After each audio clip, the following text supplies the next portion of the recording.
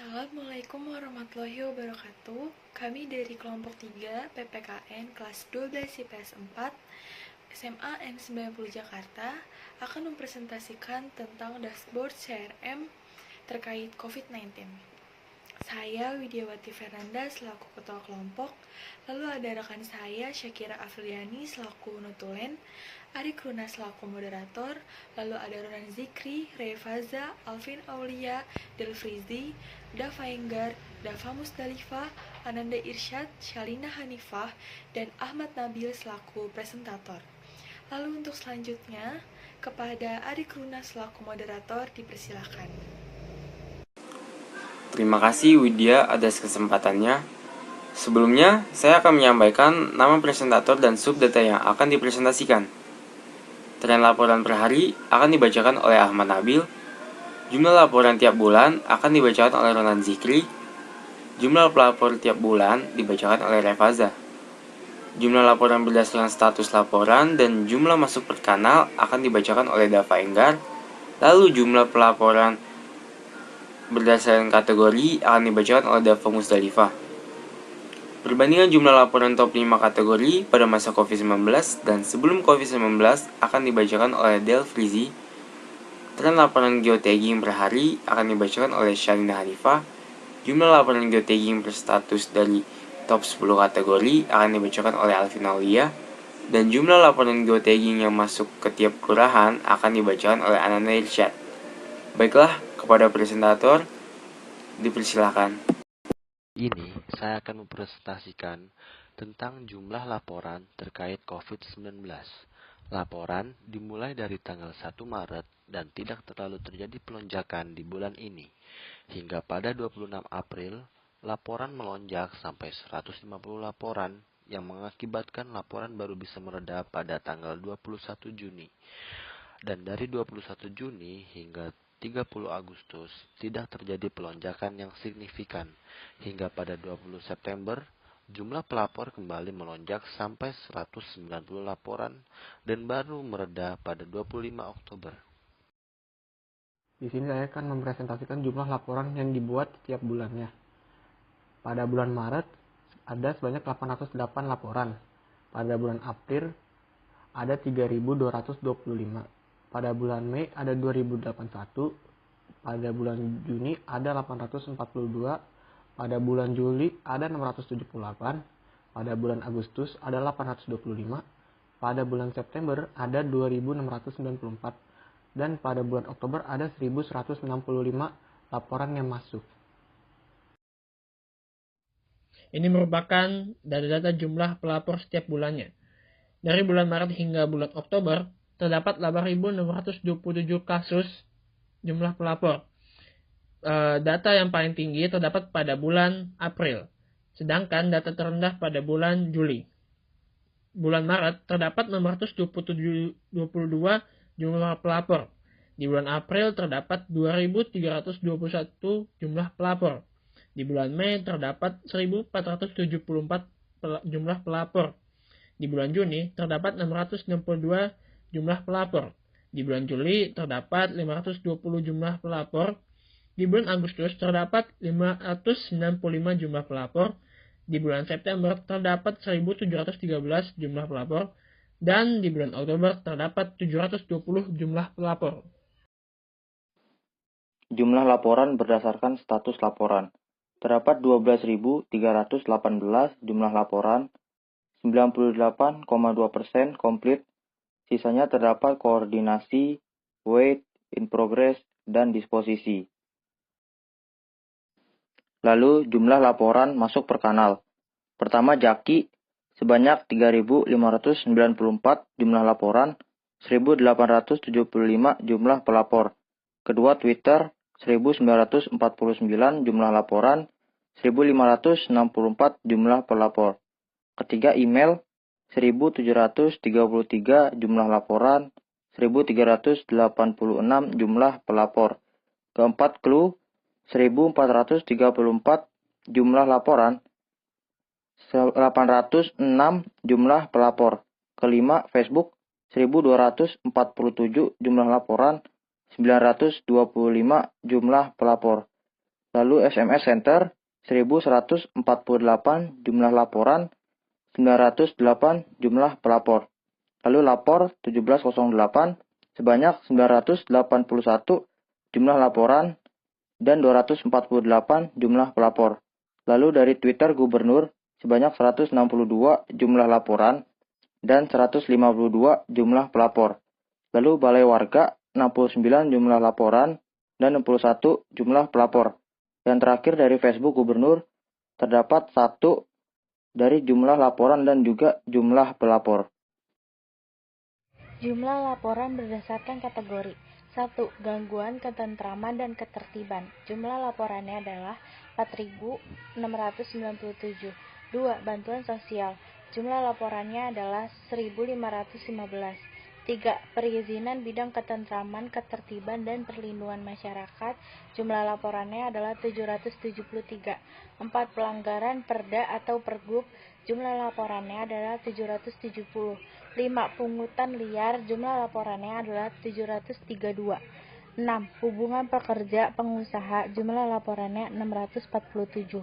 7. Pendataan kesehatan. Jumlah laporannya 378.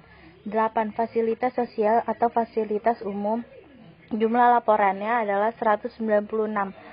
9. Fasilitas kesehatan milik pusat atau swasta. Jumlah laporannya 140. Database CRM Jakarta Smart City yang dimasukkan untuk melihat perbandingan jumlah laporan dari pada saat sebelum COVID-19 sampai pada masa pandemi COVID-19 dengan filter 5 kategori laporan tertinggi pada masa COVID-19, yaitu gangguan ketentraman dan ketertiban, bantuan sosial, hubungan pekerja pengusaha, pelanggaran perda dan pergub, dan pendataan kesehatan. Pada masa sebelum COVID-19, dari bulan Desember 2019 sampai Februari 2020, dilihat dari data, semuanya sangat stabil. Pada bulan Maret 2020, saat COVID-19 memasuki Indonesia, gangguan ketentraman dan ketertiban mulai meningkat dan hubungan pekerja pengusaha juga meningkat. Bantuan sosial masih tetap stabil. Pada bulan April 2020, yang dimana bulan Ramadan bagi umat Muslim, bantuan sosial meningkat tinggi. Gangguan ketentraman dan ketertiban juga meningkat tinggi. Serta hubungan pekerja dan pengusaha menurun. Pada bulan Mei 2020, bantuan sosial tetap sama seperti sebelumnya. Gangguan ketentraman dan ketertiban menurun, hubungan pekerja dan pengusaha juga menurun. Pada bulan Juni 2020, gangguan ketentraman dan ketertiban menurun lebih sedikit daripada bulan Mei 2020. Bantuan sosial juga menurun lebih sedikit daripada bulan Mei 2020. Yang dimana hubungan pekerja pengusaha juga ikut menurun. Pada bulan Juli 2020, gangguan ketentraman dan ketertiban meningkat. Bantuan sosial menurun dan hubungan pekerja pengusaha stabil seperti bulan sebelumnya. Pada bulan Agustus 2020, gangguan ketentraman dan ketertiban menurun daripada bulan sebelumnya. Bantuan sosial tetap stabil seperti bulan sebelumnya. Hubungan pekerja dan pengusaha meningkat sedikit. September 2020, gangguan ketentraman dan ketertiban meningkat sangat pesat. Bantuan sosial meningkat sedikit demi sedikit. Hubungan pekerja dan pengusaha stabil dengan bantuan sosial yang meningkat daripada bulan sebelumnya, bulan Agustus 2020. Grafik ini menggambarkan jumlah laporan terkait kasus COVID-19 dari kelurahan-kelurahan berdasarkan geotagging per hari. Dalam periode 1 Maret hingga 21 Oktober, terjadi kenaikan laporan pada bulan April dan September. Pada tanggal 1 Maret, jumlah laporan hanya di bawah 10, tapi terjadi peningkatan pada bulan April hingga 40 laporan per hari. Kemudian laporan cenderung menurun dan fluktuatif antara 5-20 laporan per hari hingga bulan Agustus. Pada bulan September, terjadi kenaikan drastis hingga mencapai 130 laporan pada tanggal 16 September. Kemudian jumlah laporan terus menurun hingga 20 laporan sesuai data per 21 Oktober. Jumlah laporan geotagging per status dari top 10 kategori. Gangguan ketentraman dan ketertiban. In progress 2, disposisi 2, wait 7, koordinasi 14, komplit 1808, total 1833. Pungutan liar, in progress 1, disposisi 1, weight 11, koordinasi 32, komplit 685, total 730. Perizinan bidang ketentraman, ketertiban, dan perlindungan masyarakat. In progress 1, disposisi 1, weight 2, koordinasi 3, komplit 431, total 438. Bantuan sosial, weight 1, koordinasi 1, komplit 278, total 280. Pelanggaran perda atau pergub, weight 4, koordinasi 5, komplit 250, total 259. Fasilitas sosial atau fasilitas umum, in progress 1, weight 3, koordinasi 4, komplit 155, total 163. Parkir liar, koordinasi 2, komplit 100, total 102. Lokasi binaan dan lokasi sementara, komplit 86, total 86. Komunikasi pemerintah, weight 2, koordinasi 6, komplit 73, total 81. Hubungan pekerja pengusaha, disposisi 1, koordinasi 1, komplit 51, total 53.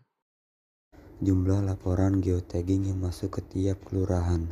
Kelurahan penerima 1. Jagakarsa, jumlah laporan 90. 2. Rawamangun, jumlah laporan 85. 3. Sunterjaya, jumlah laporan 65. 4. Tanjung Duren Utara, jumlah laporan 64. 5. Sunter Agung, jumlah laporan 61. 6. Tanjung Duren Selatan, jumlah laporan 55. 7. Cengkareng Timur, jumlah laporan 54. 8. Pengangsaan, jumlah laporan 53. 9. Pulau Gebang, jumlah laporan 52. 10. Susukan, jumlah laporan 49. 11. Rawa Buaya, jumlah laporan 48. 12. Srengseng Sawah, jumlah laporan 48. 13. Peluit, jumlah laporan 45. 14. Ragunan, jumlah laporan 45.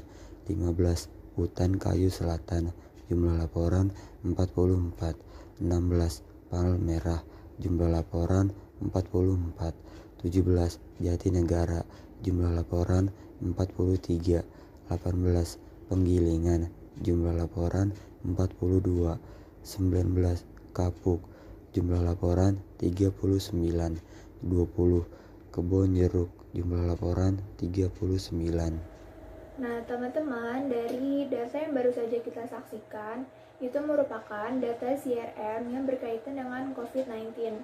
Data tersebut memuat tentang pelaporan dan seorang pelapor yang dimuat dalam grafik-grafik tertentu dengan keterangan tertentu juga.